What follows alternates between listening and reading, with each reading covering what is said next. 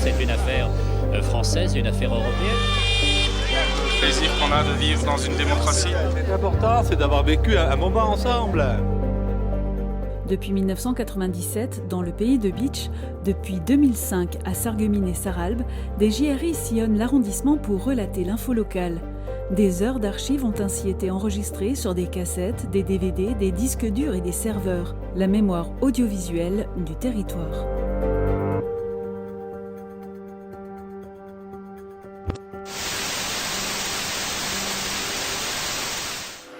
Mars 1998, des opérations de sondage sont entreprises sur le tracé de la future voie verte. Un chantier d'envergure pour relier Bitche à Sarreguemines, mais avant, il fallait préparer le terrain et même procéder à des fouilles d'urgence.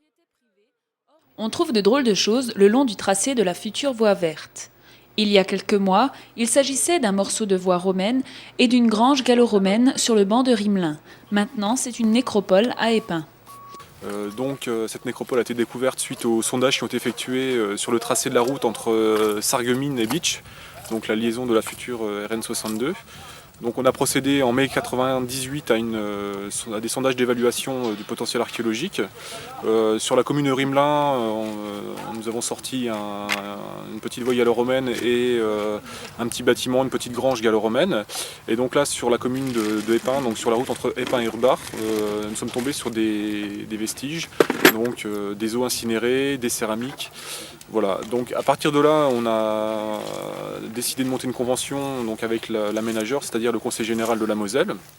Donc une convention qui a été signée entre le service régional de l'archéologie et la FAN, l'Association pour les fouilles archéologiques nationales. Et donc il a prévu une intervention assez rapide puisque les délais de construction de la route étaient très rapides. Plusieurs personnes de l'Association pour les fouilles archéologiques nationales se sont rendues sur place au mois de décembre pour effectuer les fouilles.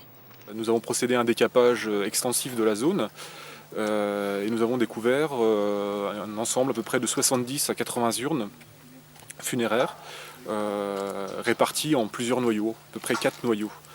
Donc en surface on voyait qu'une tache noire qui correspond aux cendres et au charbon de bois. Et j'ai dégagé d'abord l'incinération en faisant un creusement tout autour. Et je suis tombé sur du matériel en bronze que vous voyez là. Et ce couteau en fer. Le principe des incinérations, c'est pour l'époque gallo-romaine, des gens qui sont incinérés sur un bûcher et ensuite les cendres, donc les os issus de la crémation sont récupérés et sont mis dans des urnes, dans des céramiques. Un fait intéressant sur Épins, on a quelques blocs des cuves et des couvercles en grès rose, des coffres, au nombre de 5, où étaient disposés aussi ces os incinérés. Le mauvais temps ne permettant pas une fouille complète, les mottes contenant ces restes sont soigneusement emballées puis plâtrées pour être expédiées à Metz, où ils seront fouillés par des anthropologues. Ceux-ci ne devraient commencer l'étude que vers la fin mars. Une fois le rapport établi, c'est sans doute le musée de Sarreguemines qui accueillera les précieux vestiges. Moment crucial du chantier, le viaduc de la Schwalbe. Nous sommes en avril 2000. La voie verte proposera d'ici quelques mois une alternative intéressante pour ceux qui font le trajet Sarreguemines-Bitche. Cette nouvelle route est financée par le Conseil général de la Moselle. Et c'est pourquoi son président, M. Leroy, lors de ses visites dans la région, vient vérifier la bonne marche des travaux et notamment l'ouvrage le plus spectaculaire de cette route, le viaduc d'Urbach. Mais cette route ne satisfait pas tout le monde, puisque les villages du sud du pays de Bitche ne sont pas desservis. Évidemment, ceux qui sont au sud ont l'impression d'avoir été oubliés. Alors on a fait la route le long de la frontière et puis elle n'est pas dans... Alors il faut avouer aussi qu'on ne va pas mettre des 2 fois 2 bois dans ce magnifique pays de Meisenthal, etc. Je ne sais pas d'ailleurs où on les ferait passer, c'est plein de montagnes. C'est plein de nature. Mais il faudra faire quelque chose aussi là. Il faudra probablement améliorer un peu le système. L'essentiel, c'est qu'on a commencé. La voie verte, effectivement, a vu le jour. Mais elle ne sera qu'à 2 fois 1 voie, alors qu'on espérait une 2 fois 2 voies. On a déjà fait le plus gros, vous savez. 2 fois 1, c'était ça qui coûtait cher. 2 fois 2, ça finira par venir. Mais c'est déjà formidable d'avoir cette route. Alors évidemment, c'est pas très réjouissant pour ceux de Rohrbach, ou de Gros Réderchin qui se disent « Bon alors, et nous ?» Évidemment, il va falloir s'occuper de Rohrbach et Gros Réderchin parce qu'eux sont sur la vieille nationale qui est pleine de trous. Donc, en fait, moi je vous dis, ce pauvre petit pays de Bitche, au milieu de ces zones en pleine croissance économique, quelle chance il a. C'est ça que je vous dis. Et moi j'y crois au pays de Bitche, je parie que j'y crois plus que les Bitcherlands eux-mêmes. Et le grand moment est arrivé le 18 décembre 2000. Les premiers véhicules ont circulé sur la voie verte toute neuve. Après 3 ans de travaux, les panneaux d'accès interdits ont définitivement quitté les lieux. Dorénavant, Bitche-Sarreguemines pourra être relié avec un gain de temps de 10 minutes. Alors, les objectifs de cette route entre Sarreguemines et Bitche, qui est dénommée maintenant RD 620, c'est de garantir à tous les habitants de l'Est mosellan un temps de parcours fiable, quelles que soient les conditions de circulation. Entre Bitche et Sarreguemines, on doit atteindre maintenant des temps de parcours de l'ordre de 20 minutes. Un Bitchois qui travaille dans la cité de la faïencerie va gagner 1h40 par semaine, soit près de 90 heures par an. C'est une route beaucoup plus sûre, qui va permettre de rouler à 90 tout du long. De plus, sa sécurité s'y trouve améliorée, moins de virages, plus aucune localité à traverser, même l'enrobé utilisé est novateur. C'est des enrobés provenant des matériaux de la Sarre en serre 8, moins de projection d'eau, plus de macro-texture et moins de bruit. Objectif atteint pour l'équipe de cette route, satisfaction d'un côté et nostalgie de l'autre. C'est notre plus grosse opération qui se termine aujourd'hui et quand on voit la facilité avec laquelle les automobilistes vous piquent votre bébé, c'est quelque part un peu nostalgique et mélancolique. Le tracé de la nouvelle RD 620, long de 16 km, a nécessité la construction de 14 ouvrages d'art. 2 ronds-points à chaque extrémité et 2 échangeurs assurent les accès et les dessertes intermédiaires. Le viaduc de la Schwalbe a incontestablement été l'ouvrage le plus impressionnant. Le viaduc de la Schwalbe aura été un moment très important de ce chantier et a attiré un public tous les dimanches. Alors qu'on annonce une inauguration officielle différée au printemps prochain, les entreprises ont dû batailler pour tenir le délai prévu. C'était le dernier morceau qui restait à régler avant l'ouverture définitive. Donc ces fameux bourrelets là, c'est des petits bourrelets qui sont sous les bandes d'arrêt d'urgence. Et c'est des choses qui coûtent pas cher, mais c'est des choses qui sur un chantier de 369 millions auraient pu faire qu'on n'ouvre pas aujourd'hui. Du côté des premiers automobilistes, la satisfaction règne. Beaucoup de curieux ont essayé la ligne droite. Et j'ai trouvé que c'était une belle route et un beau parcours et qui fait beaucoup d'avantages pour les chauffeurs pour gagner du temps. J'ai entendu que la voie elle est ouverte, alors par curiosité, j'ai voulu voir combien ça fait de kilomètres. C'est tout. Alors, ça en fait combien Je sais pas, j'ai oublié de mettre le compteur, maintenant je vais faire le retour. Du côté des gendarmes, le langage est clair. Prévention d'abord, puis répression. La vitesse reste bel et bien limitée à 90 km/h et 110 sur les 3 km de la bande de dépassement. Oui, une nouvelle route doit être considérée comme dangereuse.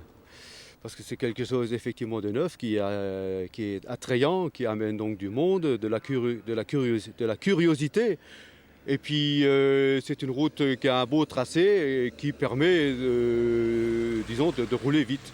La voie verte devrait laisser transiter en moyenne 5000 véhicules par jour. Le génie civil a été réalisé sur les 16 km de façon à passer facilement à une 2x2 voies. Il semble cependant que les critères d'encombrement ne soient jamais atteints. Visite guidée de la voie verte samedi dernier. 2 bus en partance de Épins sont bondés. Hommes politiques, techniciens de la route, entrepreneurs, tous sont là pour participer à l'inauguration de cette liaison entre le bassin de Sarreguemines et le pays de Bitche. Au fur et à mesure de la progression du bus, le responsable de la maîtrise d'ouvrage a rappelé quelques anecdotes et chiffres clés. Ouverte au trafic en décembre dernier, la voie verte baptisée RD 620 s'étire sur 16 km avec un tronçon à 2x2 voies de 3 km. 2 échangeurs, l'un à Rimelin, l'autre à Urbach, assurent la desserte des villages alentours. Ce chantier a, dans sa globalité, nécessité 1,5 million de mètres cubes de terrassement.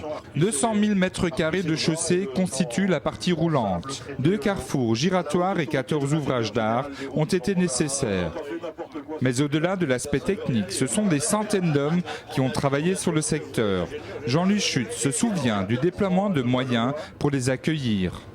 Les ouvriers ont vécu ici dans les localités, ils ont vécu, ils sont vraiment bien intégrés, ils ont fait marcher les commerces et aussi bien les gîtes qui étaient occupés, les chambres d'hôtes qui étaient occupées ou d'autres qui installaient leurs caravanes à côté, derrière le jardin d'un particulier. On se souvient aussi d'un quartier général installé au café René à Urbach. S'il n'y avait qu'un lieu à retenir, ce serait le café chez René. Ah oui. Ça fait combien de litres de bière, ça? Donc voilà, nous, sur votre droite, le site stratégique de l'opération. Mais le plus impressionnant a été le viaduc de la Cheval, long de 258 mètres et surplombant la vallée de 30 mètres. Il a été le lieu spectacle où d'impressionnantes machines côtoyaient les hommes sous le regard des nombreux curieux du secteur. La voie verte, c'est aussi des moments forts pour les artisans de l'ouvrage. Le moment le plus fort, c'est le moment où on a ouvert la route à la circulation. Parce que jusqu'à ce moment-là, la route nous appartenait, on circulait un peu à contresens, on ne tenait absolument pas compte du code de la route et c'était notre route. Et puis le jour où la première voiture est passée dessus, c'était fini, c'est une route qui rentre dans le domaine public, qui est régie par le code de la route et qui nous échappe complètement comme un adolescent qui s'en va. Si ce vaste chantier a bouleversé le découpage des terrains agricoles, il a également favorisé des nouveautés, comme ici à Rimelin. Grâce à la construction de la voie verte, le département nous a planté un verger d'une centaine d'arbres fruitiers et nous avons profité de cette occasion pour créer un circuit pédestre et un circuit qui peut être aussi aménagé en circuit cycliste. Ça permet aux personnes de découvrir toute la nature des alentours de Rimelin. C'est au point 19-6 que les passagers des deux bus ont débarqué. Zone ouverte avec une vue sur Rimelin. C'est là que le traditionnel ruban inaugural est déployé.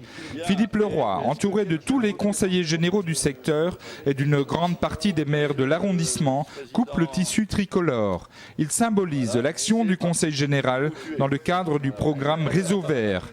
La RD 620 a coûté 369 millions de francs et tout le monde se félicite de cette initiative.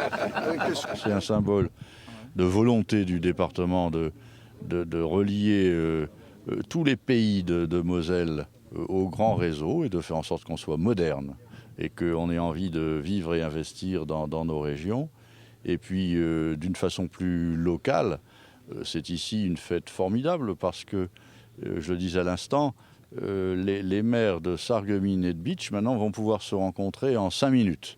Enfin peut-être non, 5 minutes non, mais une demi-heure. Du côté allemand, Johannes Meyers se félicite de cette ouverture et de ce rapprochement. Über diese schöne neue Straße kommen auch viele Deutsche und Saarländer in dieses wunderschöne Elsass und in diese herrliche Region, die ja von vielen schon ganz viel besucht wird. Donc ça permet de rapprocher les Alsaciens, les Sarrois et les Lorrains, puisqu'ils vont se rencontrer dans la région en passant par cette route. Und wir hoffen, dass auch viele Franzosen auf diesem Weg zu uns kommen. Nous espérons que beaucoup de Français viendront nous voir en passant par cette route. Mais la voie verte n'est qu'une première étape dans la structuration du pays de Bitche. Elle appelle forcément des prolongements. Je pense que c'est le début d'une transformation complète de notre pays de Bitche qui attend ceci avec impatience et c'est une chance pour notre avenir. La voie verte est une première étape importante, il est vrai, elle est structurante entre Bitche et Sarreguemines. Il faut prolonger des deux côtés parce qu'à partir du rond-point de Wölflin, il s'agit d'accélérer un peu les choses vers Sarreguemines. Dans le contrat de plan, ça a été envisagé, ce tronçon. Et effectivement, vers Haguenau, c'est la liaison, la grande liaison, mais manque aussi des bretelles d'accès concernant le Pays du Vert et la liaison avec l'Alsace-Bossu. En attendant, elle représente déjà un formidable trait d'union entre le bassin sarregueminois et le pays de Bitche. Les élus sur place n'ont d'ailleurs pas manqué d'exprimer de bonnes résolutions. L'inauguration de cette route est tout un symbole. Effectivement, elle va rapprocher déjà géographiquement les deux villes de Sarreguemines et de Bitche, mais elle les rapprochera au-delà de ce symbole, elle les rapprochera dans le sens d'une coopération demain.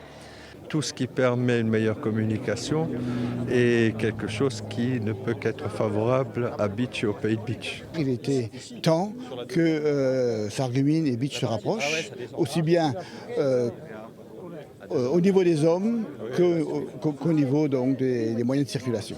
Dans son discours de clôture, Philippe Leroy a annoncé qu'il fallait engager la réflexion et définir les intentions routières pour le futur. La RD 620 n'est qu'un premier pas. mais déjà fort appréciée vers le désenclavement du pays de Beach.